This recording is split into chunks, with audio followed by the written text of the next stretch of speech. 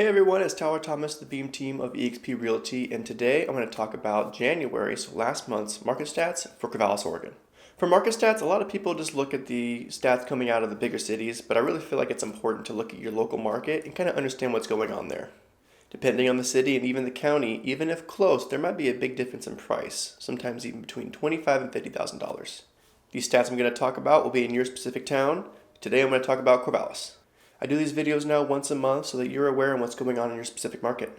Being well informed on the different market stats in your area helps you be a more informed home buyer or seller so you can make a good informed decision on what's best for you. Now a little disclaimer, all these stats I'm about to show you are for homes, so single family homes in that area of half acre or less. I'm going to discuss a few different stats, so let's get into it. First, we're going to cover the median home price. This past month in Corvallis, that number is $469,950. Compared to the month of December, that number has actually gone down 19%. Some things that can kind of affect this, other than some little market changes, are the type of homes that are being sold. So if you have more single-family homes as opposed to some maybe multi-million-dollar homes, or if there's a new subdivision, higher-end homes, that can kind of fluctuate things a little bit. And compared to last year, we're actually at minus 1%, so we're kind of the same as last January, just a tad bit under. The Corvallis market has actually been fluctuating quite a bit lately, so it's not entirely surprising to see that little bit of a shift downward, as some of the surrounding areas have also seen that. Next up, we're going to talk about the closed sales, so that's essentially just the homes sold in that area. For the month of January, in Corvallis, we've had 15 homes that were sold. Compared to last month, we're at minus 48.3%, as last month there was 29 homes sold.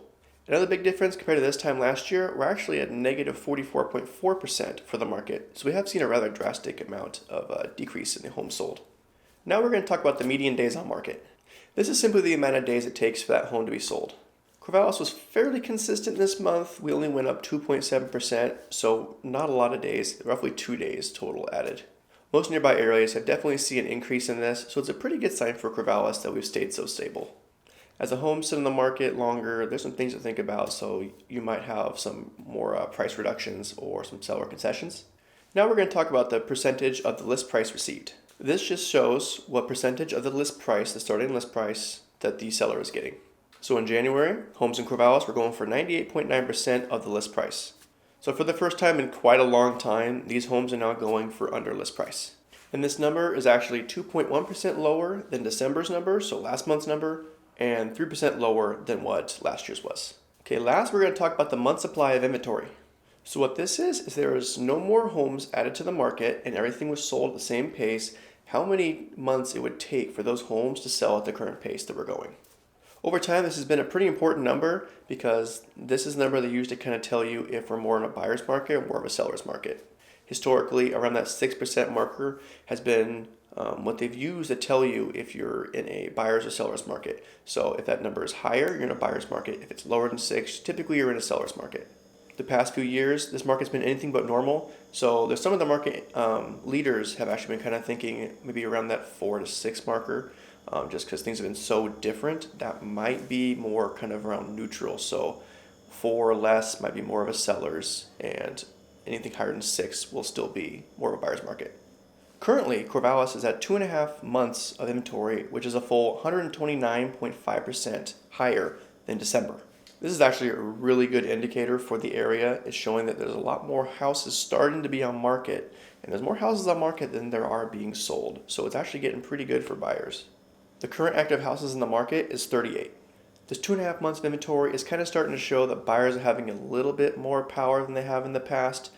Certainly in the past couple of years, it's just been a seller's market. So buyers, as those percentages start to rise, you're going to have a little more power. And compared to January of last year, we are up 31.5%. So we're also doing better in that aspect. I really hope this video has been helpful to you and it helps you kind of understand what's going on in your particular market. If you would like to discuss things further, maybe you even have any questions, go ahead, get a hold of me. I'd love to have a consultation, sit down and kind of see how I can help. Again, you can expect to have me make these videos once a month. So these are to help you become more informed. So when you do decide to buy or sell, maybe even invest, you can make a really well-informed decision. Reach out to me and I'd be really glad to help you on your way to home ownership.